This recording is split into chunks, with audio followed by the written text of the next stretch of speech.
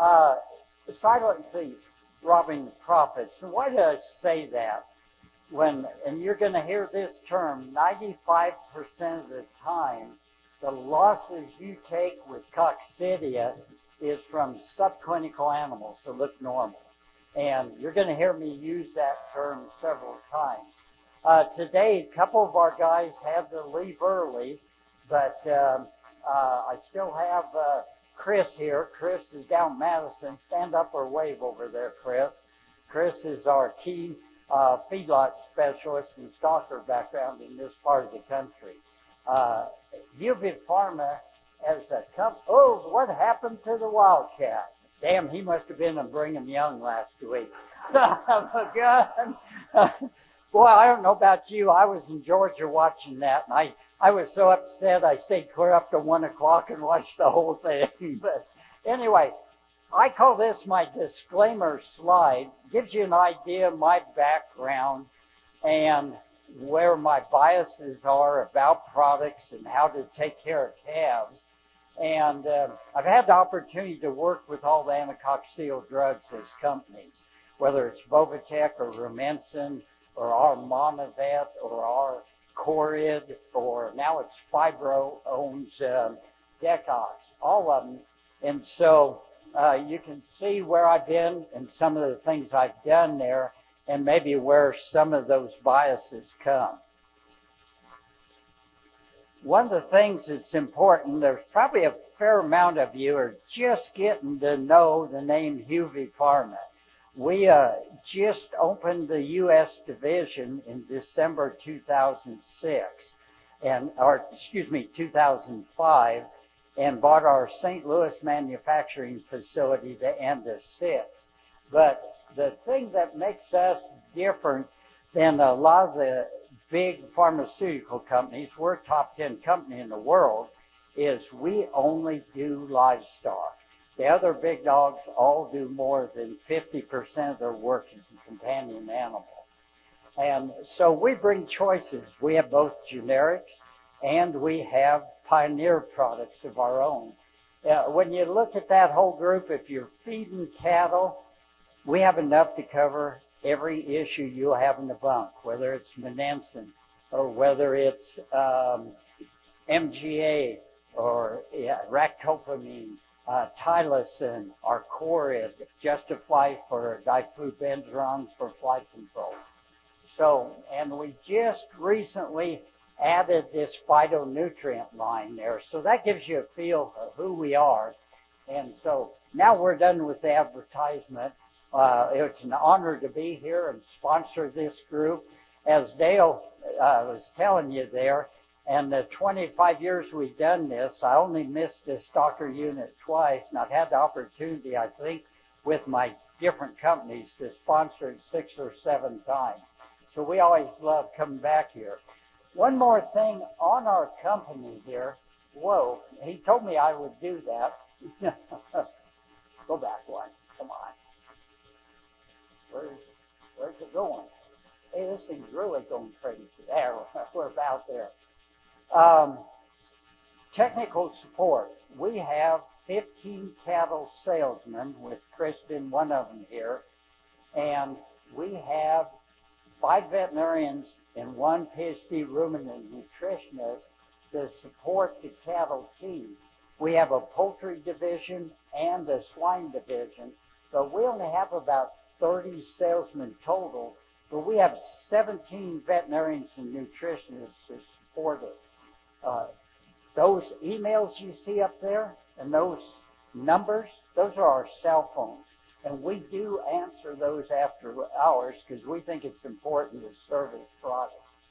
Here's a slide I used to use for my customers putting on meetings when I was still in private practice. And it's kind of redundant, but that's what I hope you take away today. I hope you don't come across thinking it was a Corid or a Monovet sales pitch. I want you to know how to use which drug is right for you, why you should use it, know when to use it and how to use it. So we're going to teach you on all 4 of the products. One of the things we forget about coccidia, we did some studies at Iowa State University here, probably 30 years ago now, But what we found out, even subclinical coccidiosis, that calf that looks normal, but he's got a very small level of coccidia, causes immunosuppression. How we actually run this study with Dr. Roth was, being a good commercial company, the dollar signs went off when we reviewed all the cocci studies, and we had a decrease in respiratory infections in those calves where we had a well-controlled cocci study. And what we found then, it was not because of a direct action of any of the drugs. It was by removing subclinical coccidiosis, we increased their ability to fight off other diseases. So it's kind of one we forget about on that. So today, Dale, I hope you didn't issue any tomatoes, because the guys are going to holler at me a little bit here in a minute. I'm actually going to give you some college level parasitology life cycle training today. And because this darn disease, there isn't such a thing as any class of livestock, any part of the country, that doesn't have some level of coccidia in those animals. And so we're going to talk about it on it. Like I say, whether it's dairy or beef, or whether it's out on pasture confinement, no time of the year there. You're probably wondering, why did I pick up a slide on South Dakota and grass when we're a K-State stalker unit? Well, in that trial, we monitored those cows and calves from May 1st, when they were getting ready to go to grass, clear through when they come off grass in the fall, and 100% of those calves were positive for coccidia. Why is that important to you? That's probably the least exposure in any class of cattle you ever see. And then Zoetis come in behind us and repeated that study 3 years later and got the exact same results. So we just don't give enough emphasis. If we look at it, oversimplify it, it's a simple thing. We cause damage so we don't absorb all the nutrients. This 400 million annual loss for all classes of cattle, that probably wasn't done at $2 calves. That's probably much bigger. But what did I tell you a while ago? You're going to see this turn 95% comes from cattle that look normal to you and me. It's a single-celled protozoa that grows in the cells in the lining of the intestine. This is the classic one. I didn't have a good stalker one to show it. When I say cocci, this is what most people think of, bloody diarrhea. But this is where your production losses are. If you are doing a good job of cleaning, doing a good job of vaccine, doing a great job of nutrition, because you all do more with nutrition than any of the drugs I'm going to talk about. How often are you likely to see a break, even if you aren't doing a real optimum drug level for coccidia?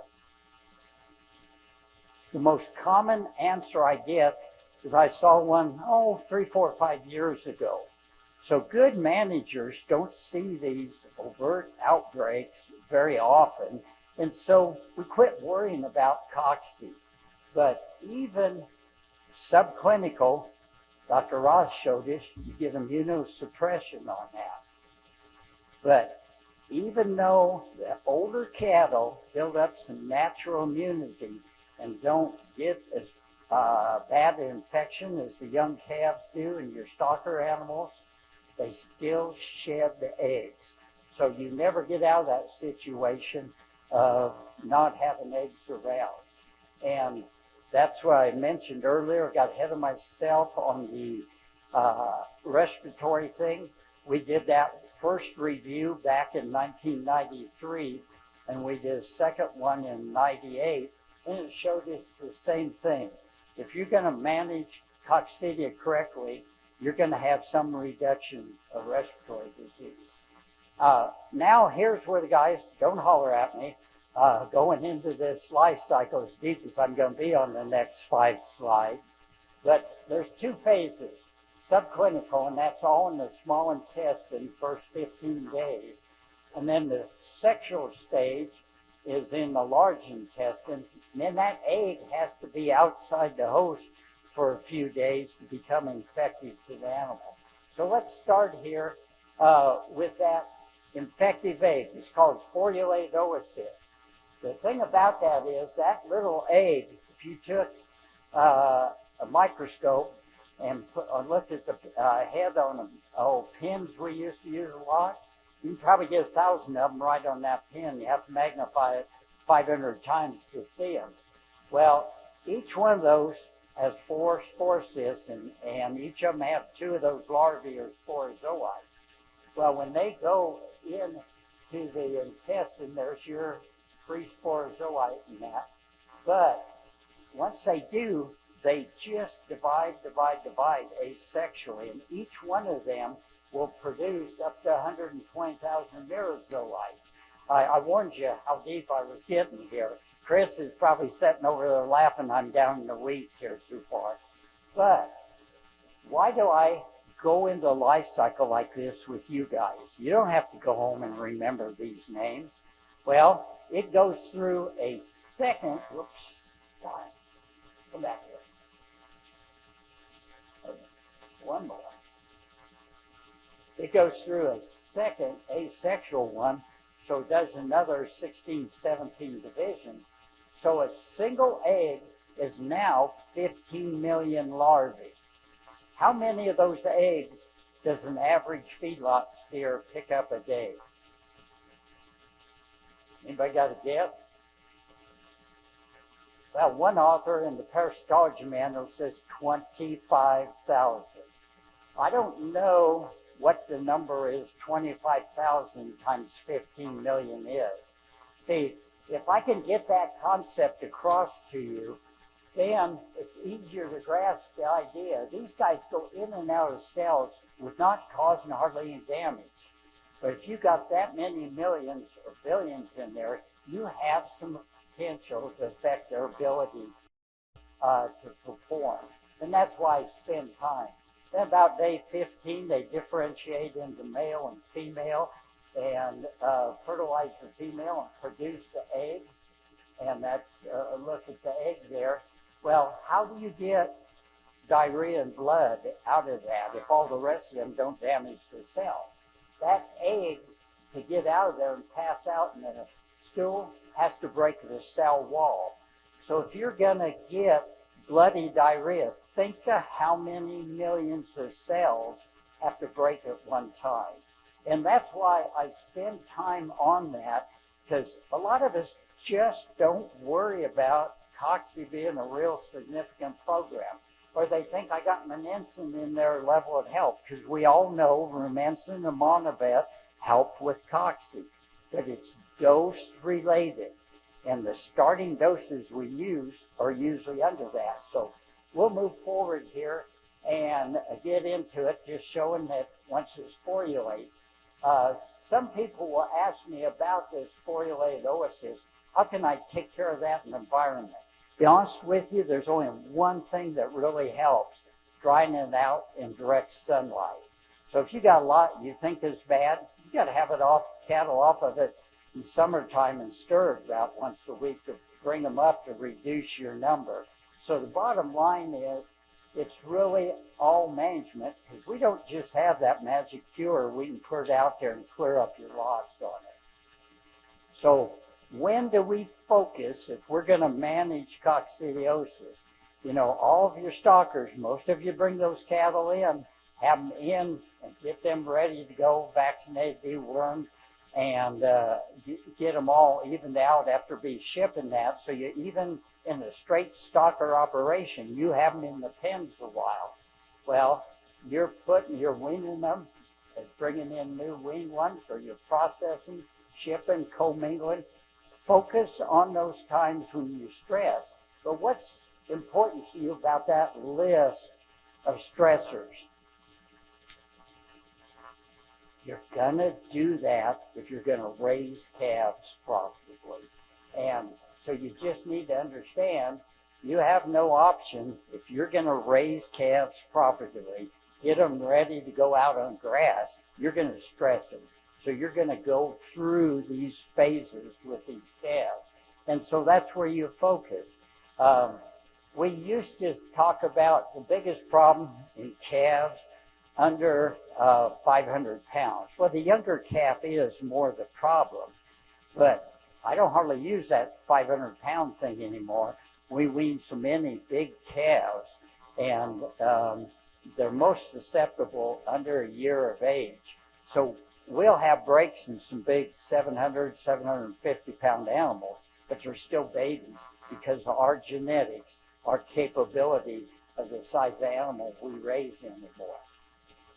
I asked this question before I get into the drugs, see if there's anybody here. Did any of you ever hear anybody make an issue of coccidiostat versus coccidiocidal? We've got a couple here. The bottom line is there's no clinical significance whether anticoccidial drug is cidal or whether it's static.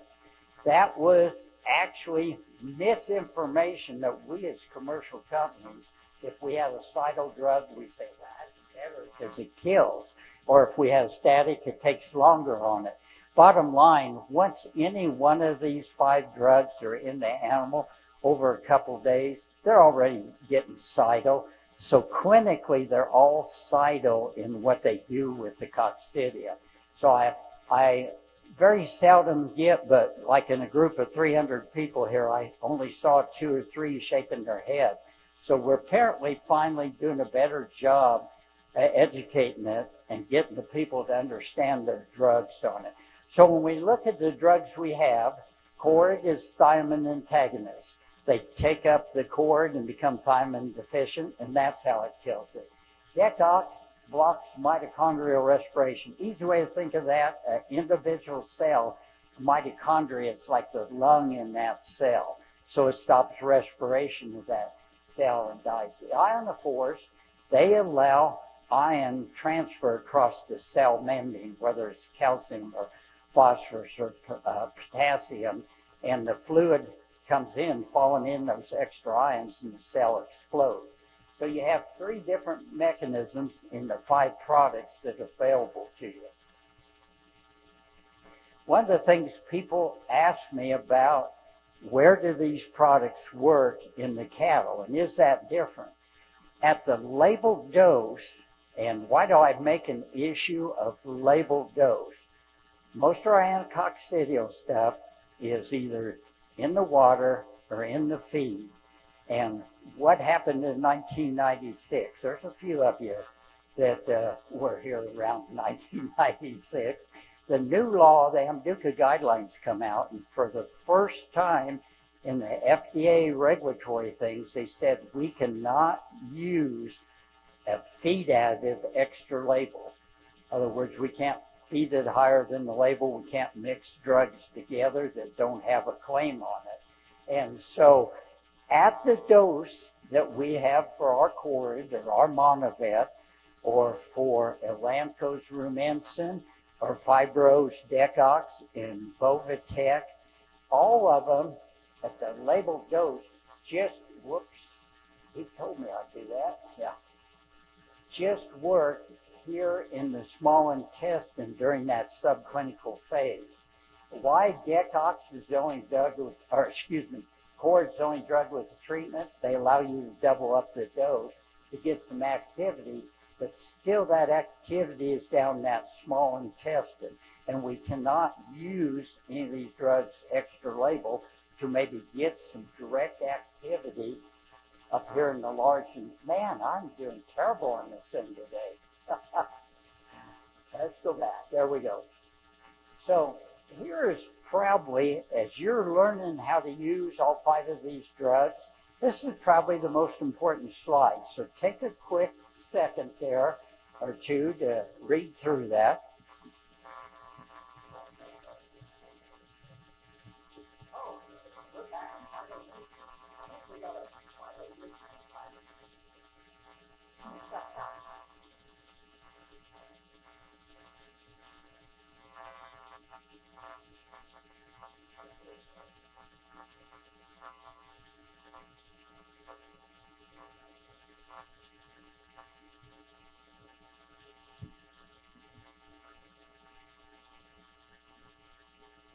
One more.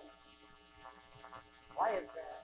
Why would I say something like that's important to you? I don't know about you, but for 30 years, I used those terms control and prevention interchangeably. If I said it controls it or I prevents it, I thought of those as the same thing. But the way these drugs are labeled and their dosage, control limits severity, but if you're at a control level, you may see diarrhea or diarrhea blood breaks on that. If you're at the prevention level, you shouldn't see the diarrhea or blood. Of course, treatment's self-explanatory. If they've already broke, you can use it during that phase. So let's look at the drugs we have available and how you would use them. And the other thing I'll point out here is the verbiage on these labels. They tell the claims slightly different from drug to drug. And the reason that is, one was approved in the 70s, one was approved in the 80s, and on up to the 90s. And as we got newer reviewers, we thought that we ought to say it differently. And that's really the only reason there's a difference in that. But Amprolium, the first claim in poultry was 1961. The first claim in cattle was feed additive around 1970. And the reason your slide over here shows 50 years, we had all of our cattle claims pretty much all finished up in 1974. Because I graduated in vet school in 75, and I had them already at the end of my junior year in vet school. So the product's been around a long time. Well, back then, they thought you should say it aids in prevention or it aids in treatment. So that's why they used that verbiage in there. If you look at Bovatec, what did I tell you was your important slide a minute ago? Control versus prevention. Bovatec's highest legal level, and under the new guidelines, gosh sakes, sorry guys, I am holding that thing wrong today. Get there. That's only about 10 times now, isn't it? Yeah, but who's counting? Yes, sir. Oh. It's control. What do we tell you that means?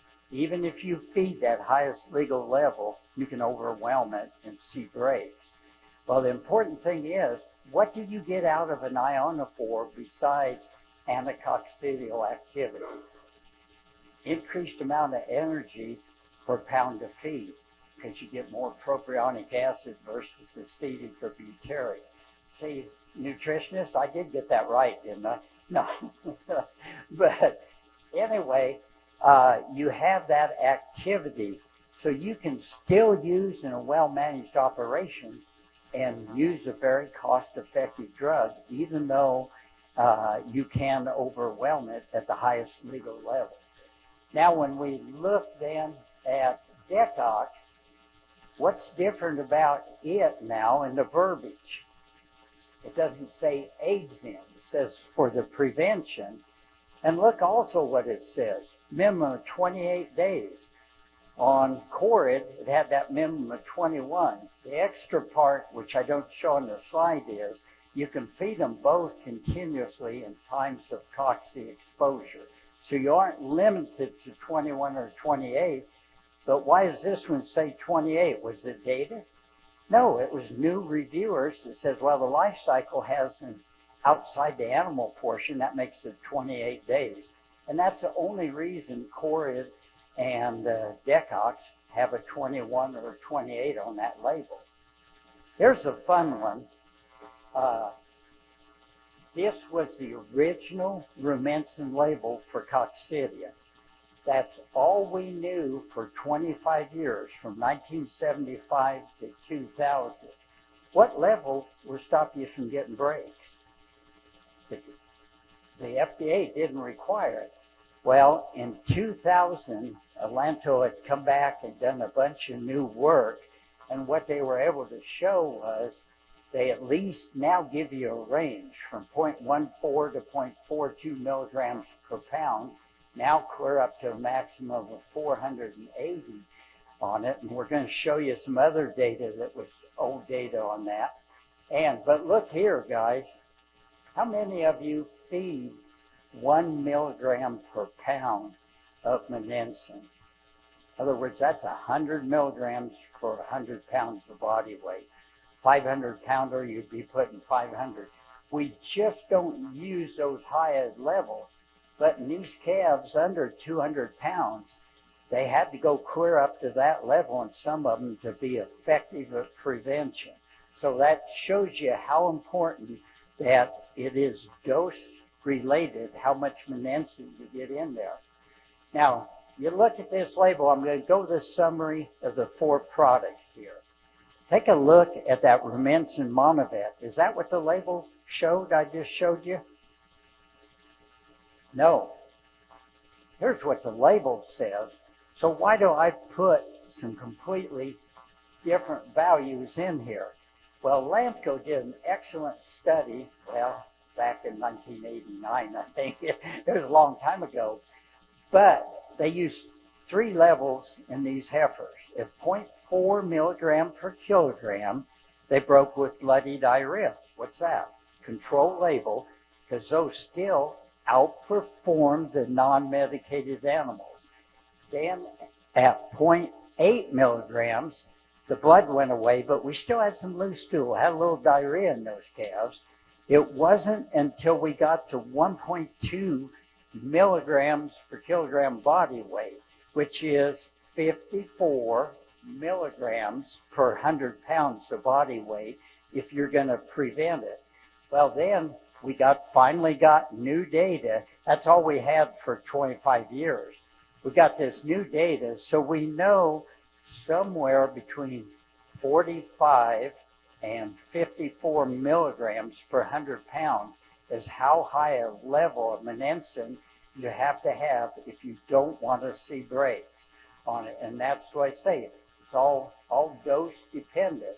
So when you look at these drugs, Cord has a treatment claim, the only one there, but it's prevention. Decox has prevention. Bovatec just has control. And Rumensin and Monovet have control and prevention. And with that, but what is it? It's dose related. Don't get lost is one drug better than the other. Understand your management capabilities and how to take care of these cattle, because quite frankly, if you're doing a great job of sanitation, a good receiving program, and doing nutrition, you might not necessarily see a break. But if you want to get the optimum performance on it, it is dose related.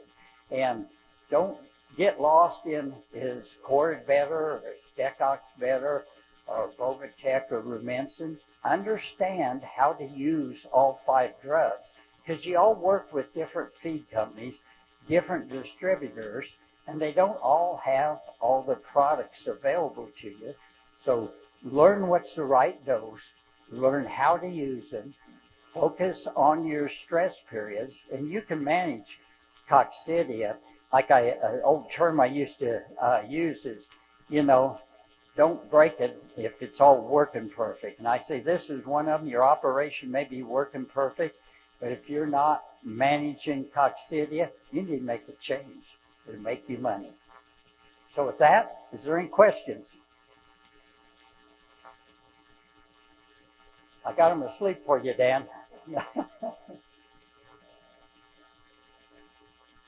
Yes. I'm going to have to come back here. I'm not hearing you good. Sorry. Is it allowed to combine any of these drugs or no in the feed? No, the combination clearances of the anticoccidial drugs, the only combination we have is Decox and Rumensin or Decox and Monovet on it. There's no other combinations. I know Zoetis was working on it, and I apologize. If we have anybody from Zoetis, did they get the Decox and Bovatec claim?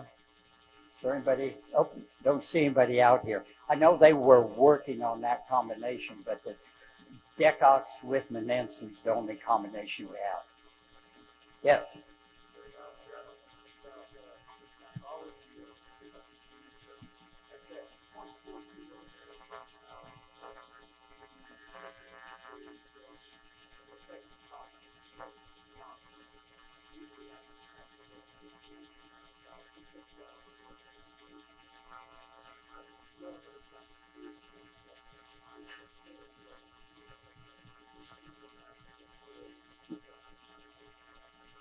Yeah.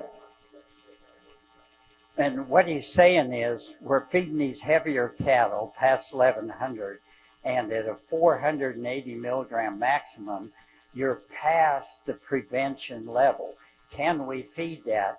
And that goes back to what we're saying, how often you see a break. We can feed it, and if your management's well enough and you've kept that level down and you keep that control level in there, you probably are not going to see a break, even though we're not full at the prevention level. Yeah. Yes.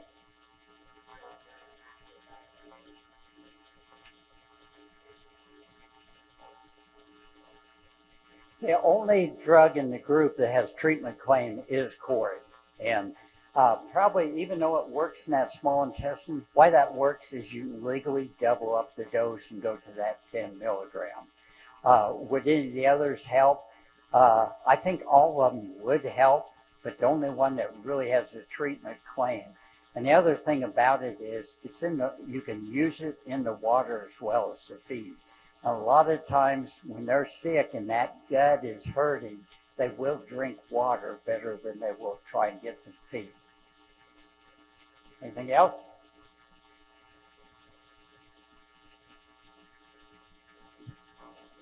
Let's give Dr. Joe a round of applause.